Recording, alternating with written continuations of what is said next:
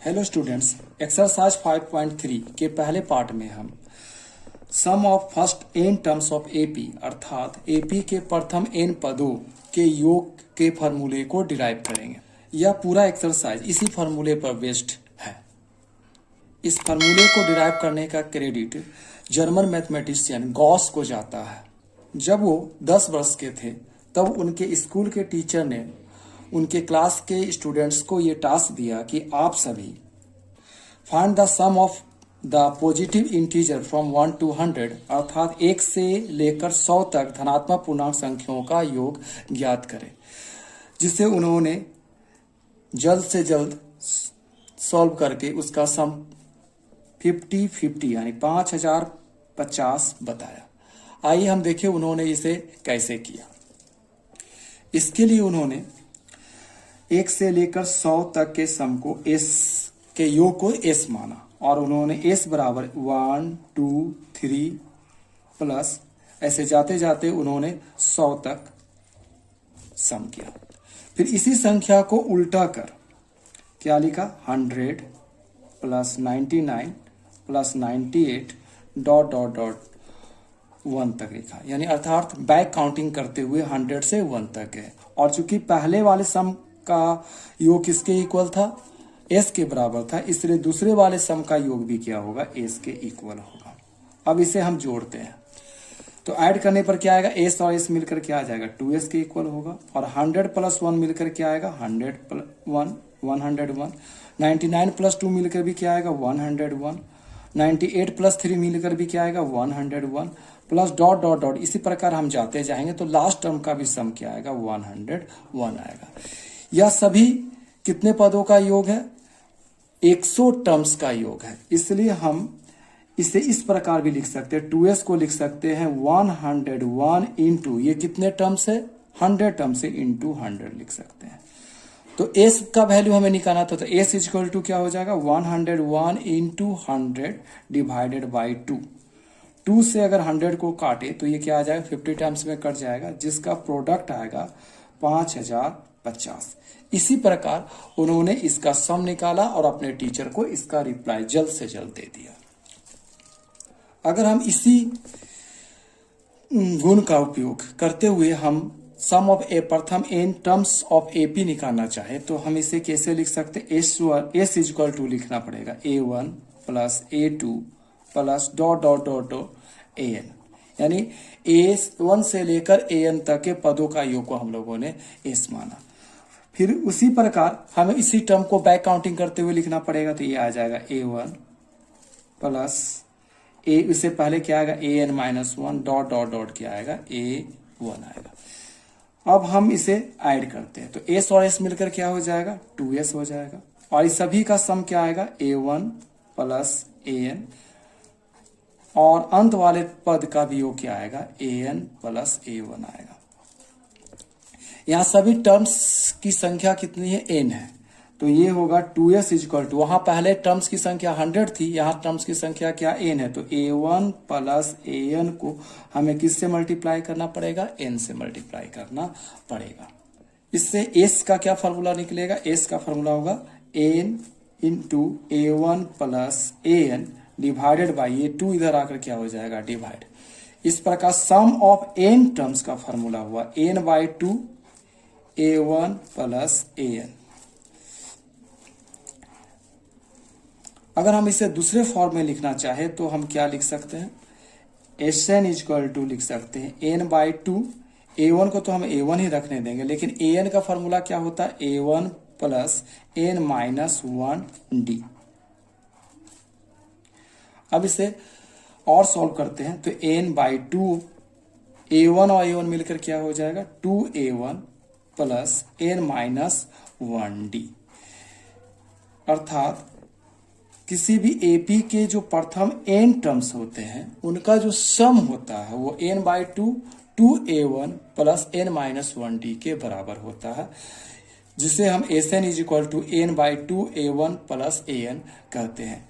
कहीं कहीं a1 को l भी लिखा जाता है, लास्ट टर्म भी लिखा जाता है, इसलिए इस फॉर्मूले को हम इस प्रकार भी लिख सकते हैं, sn is equal to n by 2a1 plus l।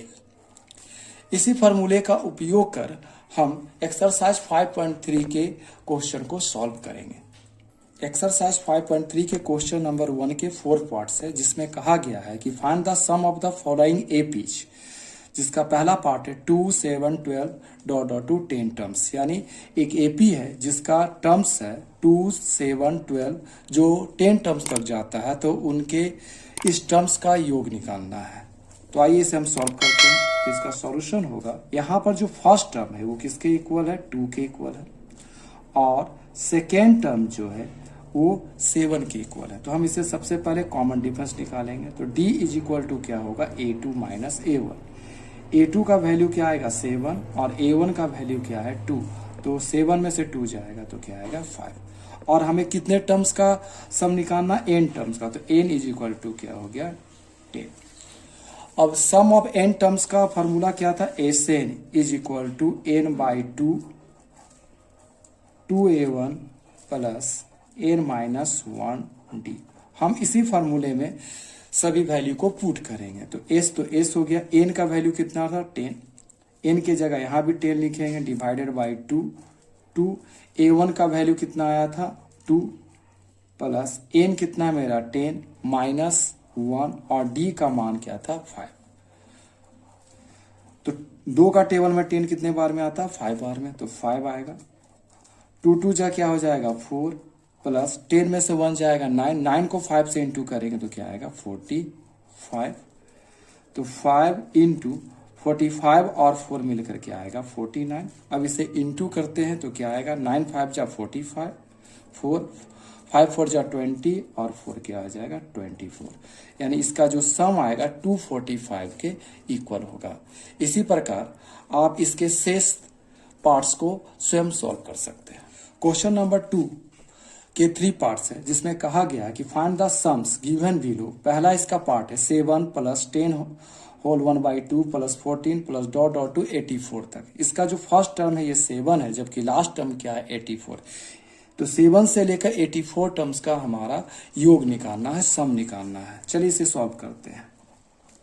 तो यहाँ जो फर्स्ट टर्म है वो किसके बराबर है 7 के बराबर। Here a1 is equal to 7 and an is equal to क्या है आपका 84,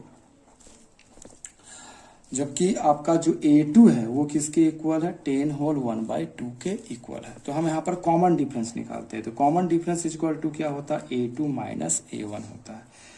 तो a2 जो था वो 10 होल 1 बाई 2 है, 10 होल 1 बाई 2 माइनस a1 क्या है 7। इसे सॉल्व करते हैं तो 2 10 जा क्या हुआ 20 और 1 21 अपॉन 2 लिखा जा सकता है, इसे 7 बाई 1 लिख सकते हैं। अब इसका हम लोग क्या लेते हैं एलसीएम लेते हैं। तो 2 और 1 का एलसीएम 2 आएगा। 2 का टेबल में 2 कितने बार में आएगा 1 बार में आएगा। तो 21 को 1 से इंटू करेंगे 21, जबकि 1 का टेबल में 2 टाइम्स में आएगा। तो 2 को 7 से इंटू करेंगे तो क्या आएगा 14। 21 में से 14 जाने पर ये क्या बचेगा 7 बाई 2। अब हम इसके 8 टर्म्स को फाइंड आउट करेंगे। तो यहाँ an जो दिया गया है वो किसके इक्वल है 84 के इक्वल है ना। an इज इक्वल टू क्या हो गया 84। अब an का फॉर्मूला क्या होता है a1 plus n minus 1d is equal to क्या हो जाएगा 84। अब an का वैल्यू पुट करते तो a1 इज इक्वल टू क्या है 7 प्लस n माइनस 1 और d का वैल्यू क्या आया था 7 बाई 2 इज इक्वल टू 84। अब हम लोग क्या करते थे इस 7 को दूसरे साइड ले जाते हैं तो ये बचेगा n minus 1 7 by 2 is equal to 84 minus क्या हो जाएगा 7। ये हो जाएगा आपका n minus 1 7 by 2 is equal to क्या हो जाएगा ये 77। 84 में से 7 माइनस करने पर 77 आया। अब n माइनस 1 ये 77 है और ये 7 बाई 2 है, चूंकि इंटू है तो इधर आके क्या हो जाएगा डिवाइड होने पर ये 7 बाई 2 इनवर्स होकर क्या हो जाएगा 2 बाई 7 में कन्वर्ट हो जाएगा। 7 का टेबल में 77 कितने बार में आता है 11 बार में आता है। तो n minus 1 is equal to क्या होगा 11 2 जा 22। इस प्रकार n का जो वैल्यू आएगा वो किसके इक्वल आएगा 22 माइनस 1 इधर जाके क्या हो जाएगा प्लस 1, तो ये आएगा 23 के इक्वल होगा। अब हम एसएन के फार्मूले को अप्लाई करें। एसएन का एक और फार्मूला जो डिराइव किए थे वो क्या था SN is equal to n by 2 A1 plus AN। चूंकि यहाँ A1 दिया हुआ था और AN दिया हुआ था, इसलिए हम इस फॉर्मूले का भी उपयोग कर सकते हैं। तो यहाँ आ रहा आपका N कितना वैल्यू आया था 23/2। A1 जो था आपका 7 के इक्वल था और AN जो था 84 के इक्वल था। तो हम लिखेंगे A1 के प्लेस में 7 और AN के प्लेस पर 84। ये आपका आ जाएगा 23/2 और 7 और 84 का सम क्या आएगा 91। अब हम 23 और 91 का प्रोडक्ट निकालते हैं तो वो आएगा 2093 के बराबर आएगा, जिसे हमें 2 से डिवाइड करना है। अब इसे हम अगर मिक्स नंबर में लिखा जाए तो ये आएगा वैल्यू 1046/1/2 के इक्वल होगा, जो इसका आंसर होगा।